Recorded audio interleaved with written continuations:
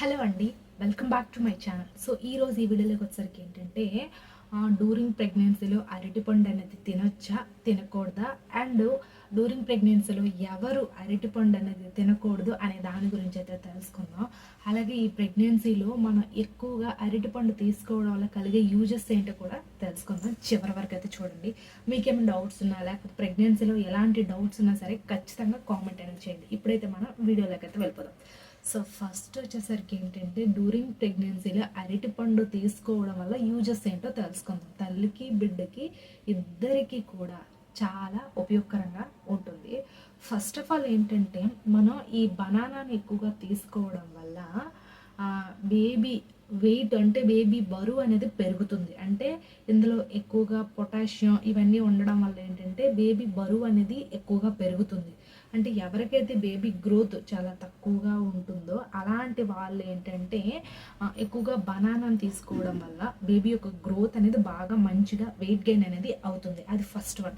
And second one వచ్చేసరికి ఏంటంటే during ప్రెగ్నెన్సీలో మార్నింగ్ సిక్నెస్ అనేది ఎక్కువగా ఉంటుంది కదా, కొంతమందికి వాంతులు వికారం అనేది ఎక్కువగా ఉంటుంది.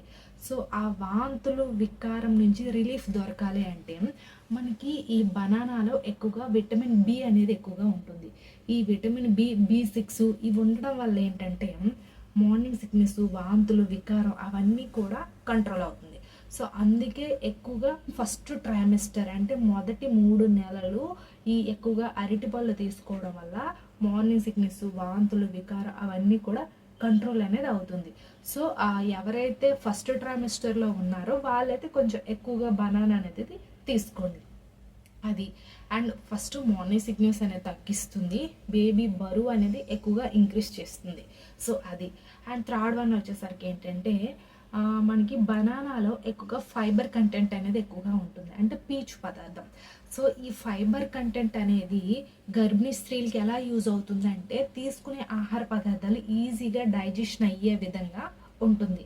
కాబట్టి మనకి డ్యూరింగ్ ప్రెగ్నెన్సీలో అరటి పండ్లు తినడం వల్ల జీర్ణ వ్యవస్థ సమస్యలు అనేది రాకుండా ఈజీగా మనం తీసుకునే గర్భిణీ స్త్రీలు తీసుకునే ఆహార పదార్థాలు ఈజీగా జీర్ణమయ్యే అవకాశం అనేది ఎక్కువగా ఉంటుంది. కాబట్టి ప్రెగ్నెన్సీలో అరటిపళ్ళు తీసుకుంటే జీర్ణ వ్యవస్థ సమస్యలు అనేది కొంచెం అరికట్టచ్చు. అంటే డ్యూరింగ్ ప్రెగ్నెన్సీలో సెకండ్ ట్రైమిస్టరు అండ్ థర్డ్ ట్రైమిస్టరు ఎక్కువగా తీసుకునే ఆహార పదార్థాలు అనేది సరిగ్గా జీర్ణం అనేది అవ్వదు. అంటే తీసుకునేటప్పుడు గుండెల్లో మంట రావడం, అంటే తినే ఫుడ్ ఇంతవరకే ఉండడం, వామిటింగ్స్లో రావడం ఇలాంటివంతా జరుగుతుంది.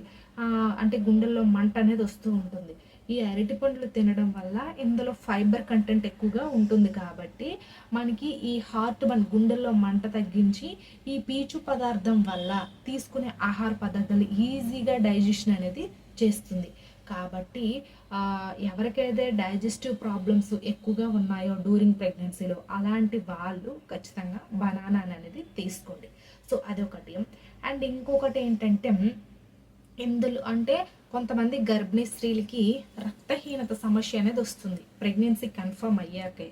ఎందుకంటే రక్తం అనేది తగ్గే ఛాన్సెస్ అనేది ఉంటుంది. అంటే మీ నుంచి బేబీకి బ్లడ్ అనేది వెళ్తుంది కాబట్టి మీకు బ్లడ్ తగ్గే అవకాశం అనేది ఎక్కువగా ఉంటుంది.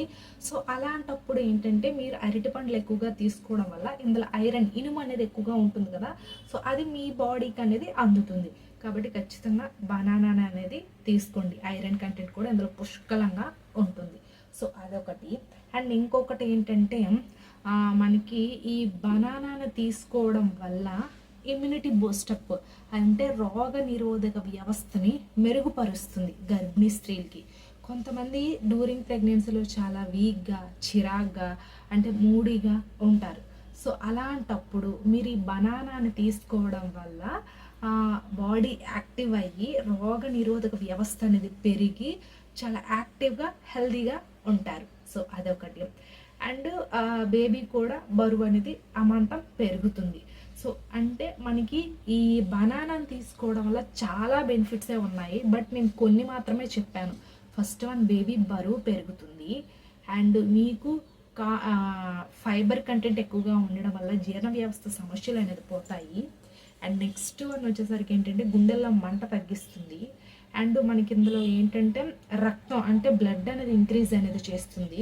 అండ్ ఇందులో ఫోలిక్ యాసిడ్ కూడా ఎక్కువగా ఉంటుంది కాబట్టి బేబీకి అంటే కడుపులో ఉన్న శిశువుకి బర్త్ డిఫెక్ట్స్ అంటే జన్యుపరమైన లోపాలు రాకుండా కూడా చేస్తుంది.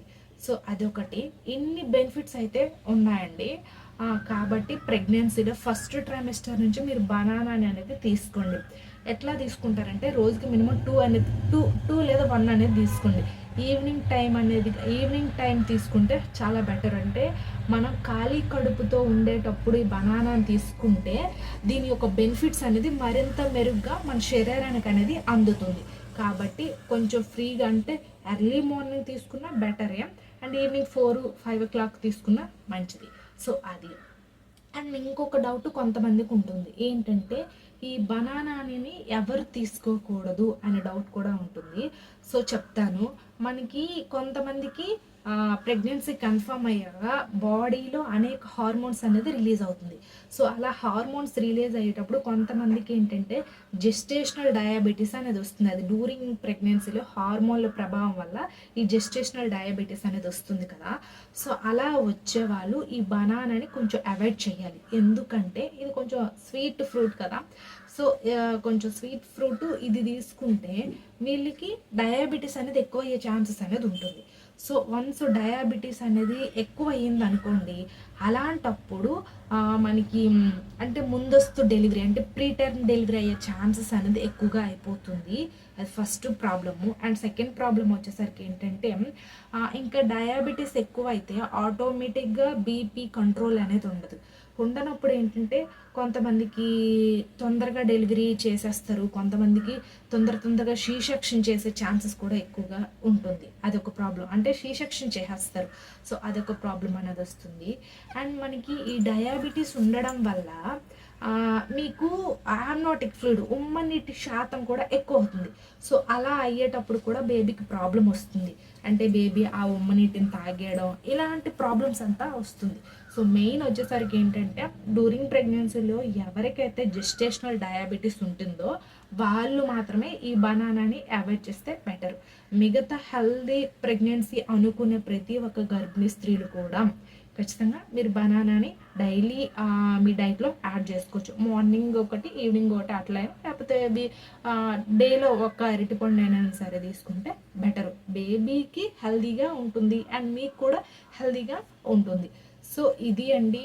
ఐ హోప్ ఈ వీడియో మీకు ఇన్ఫర్మేటివ్గా ఉంటే ఖచ్చితంగా వీడియోని లైక్ చేయండి, షేర్ కూడా చేయండి. అండ్ మన ఛానల్లో అన్ని ప్రెగ్నెన్సీ వీడియోస్ ఉంటాయి కాబట్టి మీకు అయితే చాలా బాగా యూజ్ అవుతుంది. మీకు ఎలాంటి డౌట్స్ ఉన్నా సరే కింద కామెంట్ సెక్షన్లో కామెంట్ అనేది చేయండి. నేను ఖచ్చితంగా రిప్లై అనేది ఇస్తాను, లేదా వీడియో అయినా సరే చేస్తాను. Thanks for